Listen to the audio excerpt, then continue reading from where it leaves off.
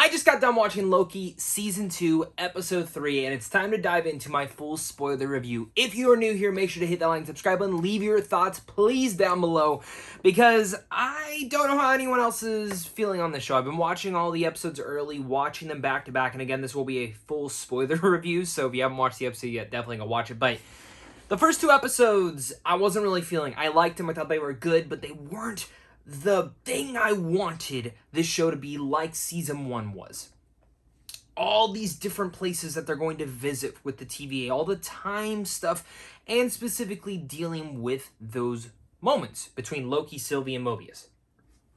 And the way that Season 1 ended, of course, I thought, okay, now what they're going to do is go through each timeline to kind of find their own thing, but now they've had this loom issue. And a lot of this is taking place in the TVA. And like I mentioned, I liked the first two episodes, but I wasn't like blown away by it. Thankfully, Season 3, Episode 3 is the first episode of the season where I can go as far to say, that was great. That was exactly what I wanted. And hopefully Episode 4, 5, and now 6, since we're midway through the whole entire Season 2 now, can continue and bring that about. Because the first two episodes were a lot of setup. What is going on? These new characters. Where are we at? Well, introducing the time-slipping thing, but then they didn't even really touch on that. Maybe that'll touch on later on. Maybe another character gets it. I don't know. I'm rambling. I'm throwing out ideas. All I know is that this is the return of Kang, Victor Timely, a different variant of him. We got to see this back in Ant-Man and the Wasp Quantumania's post-credit scene. The exact same scene that Marvel likes to do little tidbits with. And for me, you know, I understand there's a lot going on with Jonathan Majors, but I really like the character of Kang in the comic books. I really like what they've done with him so far in the MCU. We're not going to get into the actual real-life stuff of Majors, but I love this character, and I'm thinking that a lot of this episode was successful because they finally interweaved the ideas that you left off in Season 1. Plus, they bring back Renslayer, who is also one of the more interesting characters too. And Miss Minutes, and it takes place in the TVA.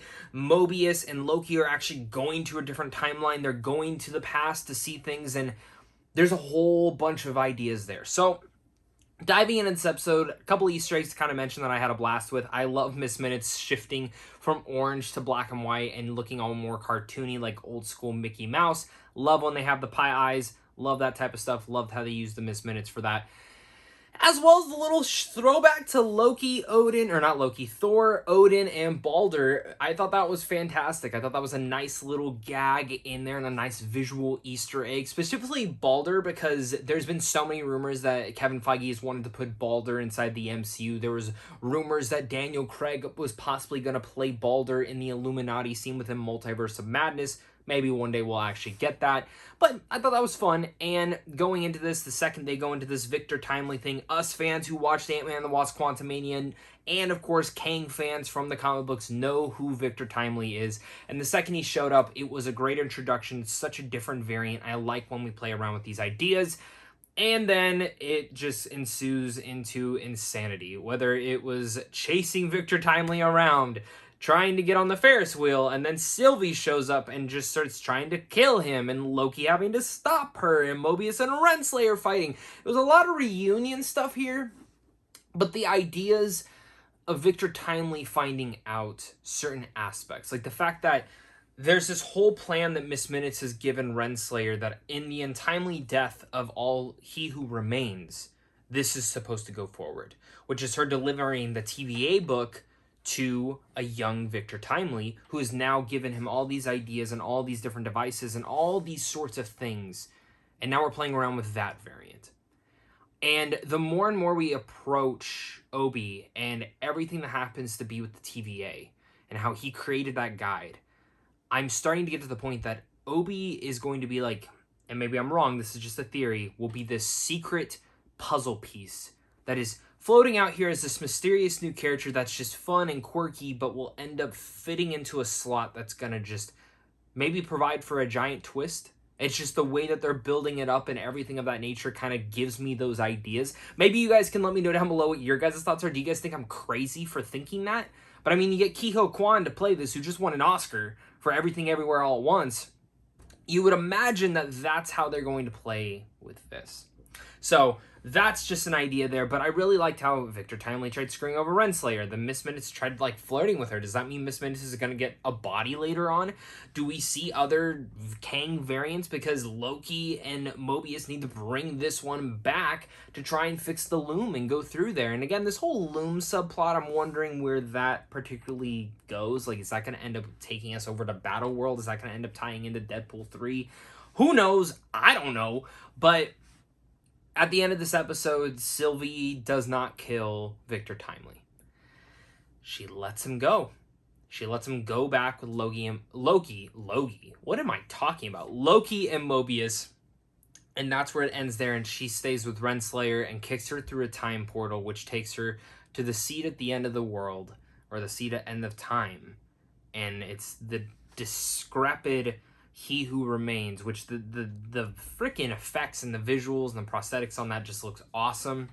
And Miss Minutes ends this episode going, you know, there's a secret. You shouldn't screw me over because I know everything about him and I know something about you that's going to make you really angry. So now that makes me wonder, because they started hinting at this relationship between Renslayer and Victor Timely, and then Victor Timely screwed her over. But looking at these ideas, if I can remember correctly, I'm pretty sure in the comics, Renslayer and Kang had a thing at one point. Does that point that maybe she is, like, they did have a thing, and He Who Remains wiped her memory so she didn't know? Is there a possibility that maybe they're changing it? Maybe she is a Kang variant out there? I think these are all interesting ideas and interesting aspects, because if that is something that's true, it would be a nice parallel to Sylvie and Loki itself, where we want to do that change. And again, changing from the graphic novels is okay to do. They've already done a lot of differences to make for the live action versions better.